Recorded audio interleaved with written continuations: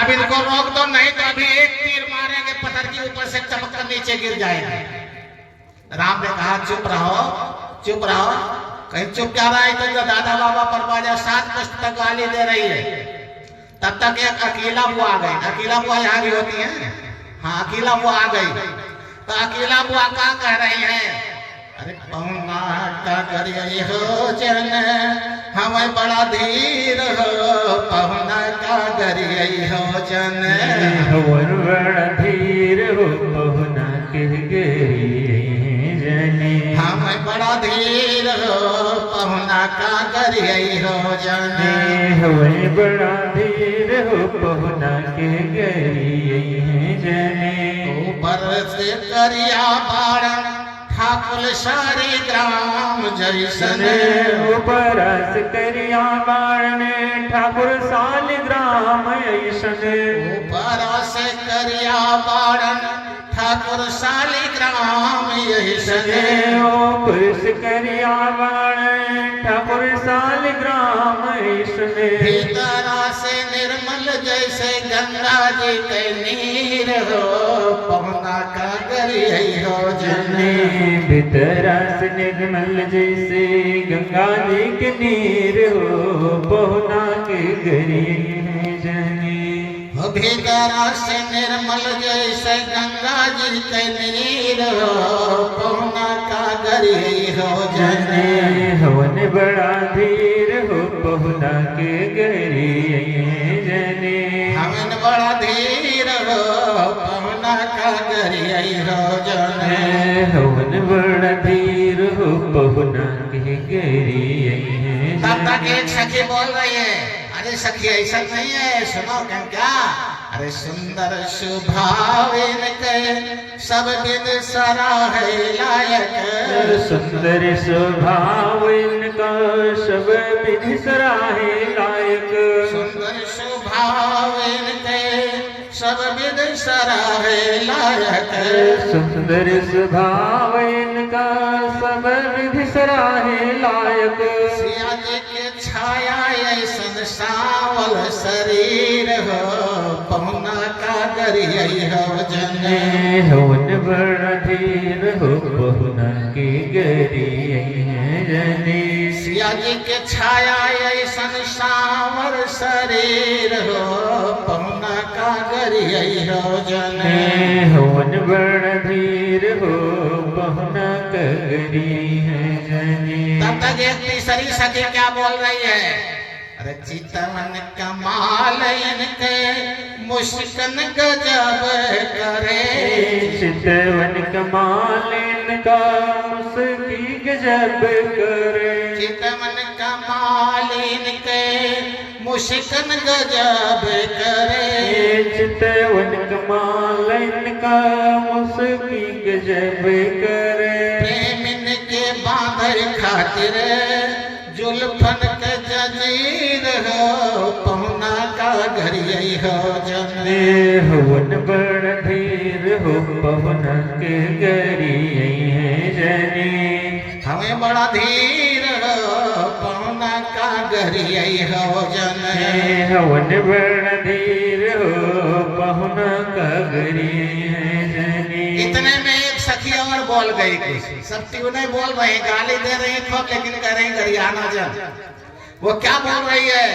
अरे जंगल में पाछे पाछे गैयन के चरावत फिर ले, जंगल में पाछे पाछे गौन के चरावत फिर ले, जंगल में पाछे पाछे गैयन के चरावत फिर ले, जंगल में पाछे पाछे गौन के चरावत फिर ले।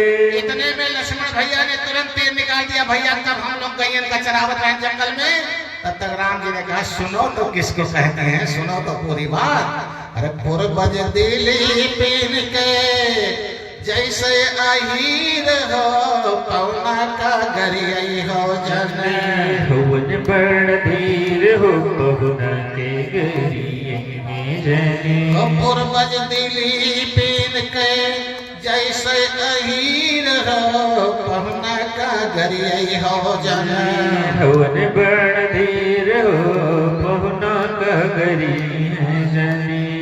आज भगवान के विवाह से सभी लोग एक सीख ले लीजिए, एक एक देसी गैया घर घर में होनी चाहिए। कई लाख गैया राजा दशरथ के थी। जो हमारा जिला है, जहाँ हमारी जन्मभूमि थी, गोंडा जिला, वहाँ गो अड्डा था। राजा दशरथ का गो अड्डा था, उसी नाम से वो गोंडा जिला हो गया। ठीक है, तो सबके घर घर में एक एक देशी गैया जरूर, हिम्मत हो तो 2-4 रखो, नहीं एक एक देशी गैया सब रखो। काफी खुशहाली आएगी घर में, बहुत सुख शांति आएगी। तो आज वो सखी क्या कहती है कि इनके पूर्वज राजा दिलीप, भगवान राम के पूर्वज थे, कई पीढ़ी पहले के राजा दिलीप, वो केवल गैयों के बीच में मस्त रहते थे, जिनके कुल में राम जैसा औलाद पैदा हुआ।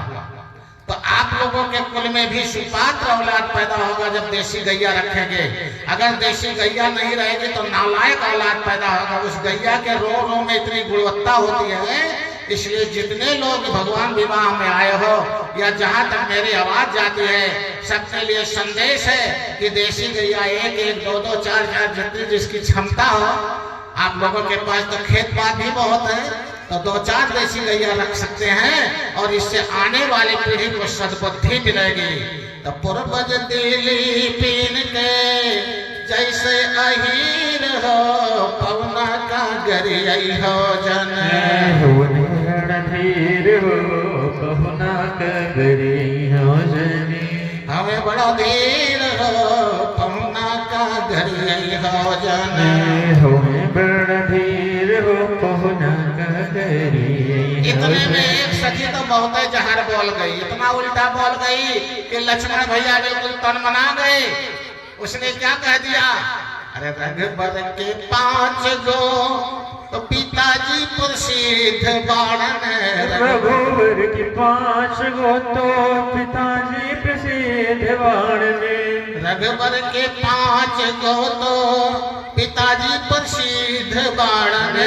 रघुवर के 5 गो तो पिताजी प्रसिद्ध बाणन। अब लक्ष्मण भैया आन तान अभी मार देंगे भैया, ये तो बहुत उल्टा बोल रहे हैं, हमारे कौन से 5 पिता है। राम ने कहा सुनो तो, अग्नि अर जटायु दशरथ, अग्नि अर जटायु दशरथ, कौशिक ध्वज शीर हो, पहुना का गरियाई हो जन। हवन बड़ धीर हो पहुना का गरी जनी। हवन बड़ा धीर हो, पहुना का गरियाई हो जन। हवन बड़ धीर हो पहुना का गरी जनी।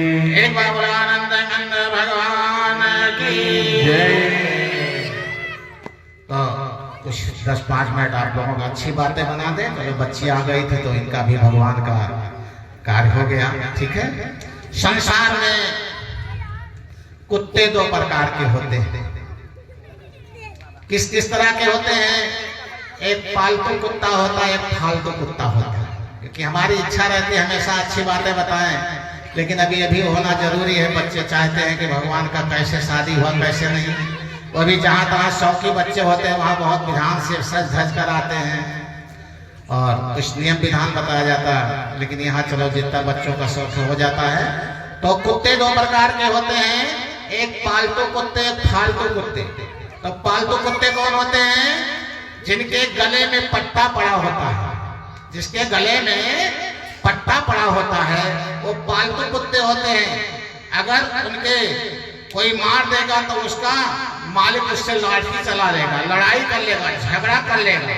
और जो फालतू कुत्ते होते हैं वो जिस दरवाजे पे जाते हैं 2 डंडा सब मारता है। ठीक है, ऐसे संसार में मनुष्य भी 2 तरीके के हैं। एक पालतू मनुष्य है, एक फालतू मनुष्य है। पालतू जो है, पालतू वही है जिसके गले में भगवान राम रूपी पट्टा और सद्गुरु रूपी गांठी से बन गया है, वो पालतू मनुष्य है। अगर उसके संसार की कोई शक्तियां आएगी तो उसका कुछ नहीं बिगाड़ सकती हैं, क्योंकि उसके भगवान रूपी शक्ति का जो है पट्टा पड़ा हुआ है। अब ये कहानी लंबी है, नहीं तो इसको भी बता देंगे कल कि वो राम रूपी पट्टा किस तरह बचाता है। उसके लिए अभी नहीं शुरू करेंगे, समय ज्यादा हो जाएगा। लेकिन इतना मैं बता देता हूं कि अगर मानव जीवन मिला हुआ है तो गले में सदगुरु के नाम रूपी पट्टे सबके दल जाना चाहिए, ताकि इसके बाद तुम्हें कोई छेड़ ना सके, दुनिया की कोई शक्ति तुम्हारा कुछ बिगाड़ ना सके। इसीलिए सबके लिए पट्टा की वजह से भगवान के राम नाम रूपी पट्टा अगर सबके गल में पड़ जाएगा तो कुछ नहीं बिगड़ेगा। ठीक है, तो सभी लोग फालतू मत जियो, पालतू जीवन जियो।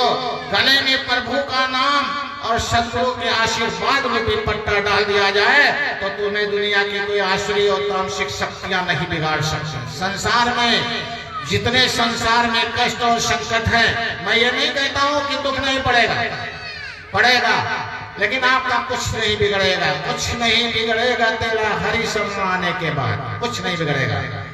तो इसीलिए आप लोगों को एक प्रार्थना सिखाना चाहता हूं कि आप लोग सुबह उठ करके भगवान से प्रार्थना किया करो। क्या प्रार्थना करो?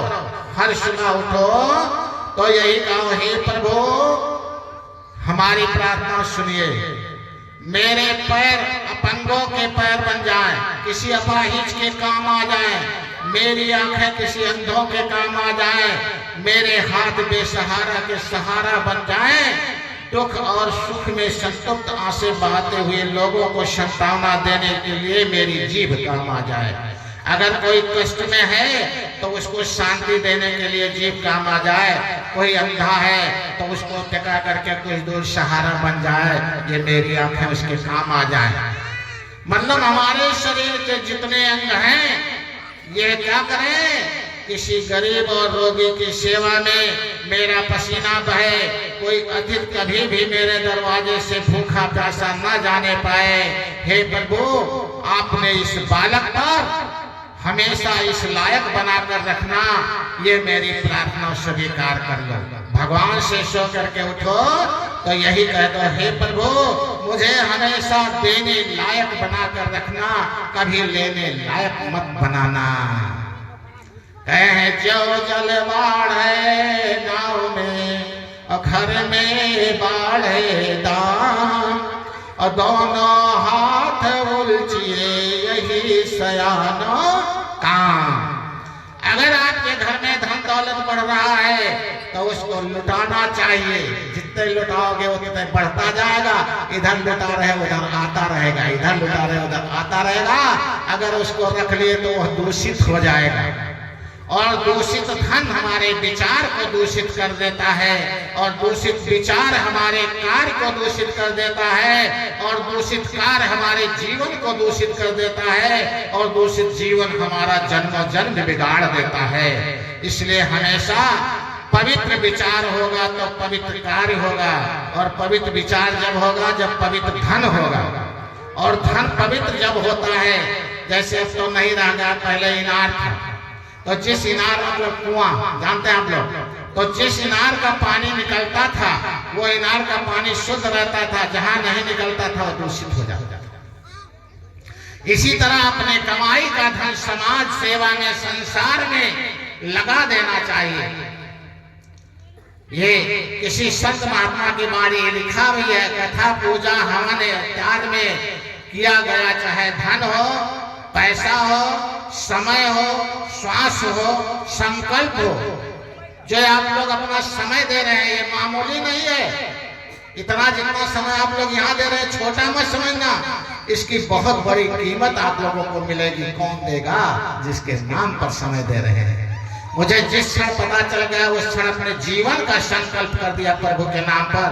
आज खुशियों की बौछार आ रही है, मेरी वजह से लाखों लोग खुशहाल रहते हैं। तो इसीलिए हमेशा प्रभु मुझे देने लायक लाइन में रखना और लेने लायक ना रखना। इस तरह से हमेशा हमेशा प्रभु से मांग करते रहो। दुनिया में बुराइयां हैं, लेकिन क्यों हैं? अच्छे लोग अपनी जिम्मेदारियां नहीं निभा रहे हैं। अच्छे लोगों की कमी नहीं है, दुनिया में अच्छे लोग बहुत हैं, बुरे लोग कम हैं।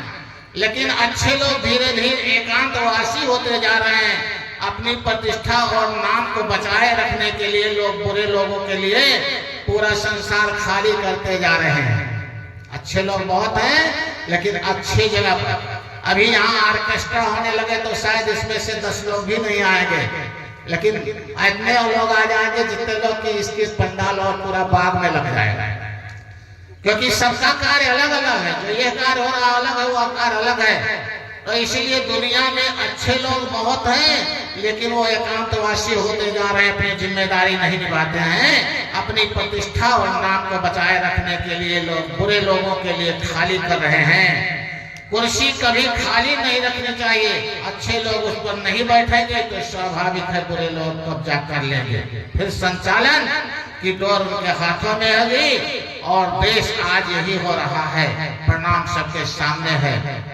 सभी लोग ध्यान से सुन लीजिए, चाहे गांव हो, चाहे तहसील हो, चाहे जिला हो, हमें 25 साल हो गया, 26वां साल चल रहा है। 25 साल बीत गया हमको, 26वां साल चल रहा है। यही कर रहा हूं। अकेले में निकला था। कैसे निकला था?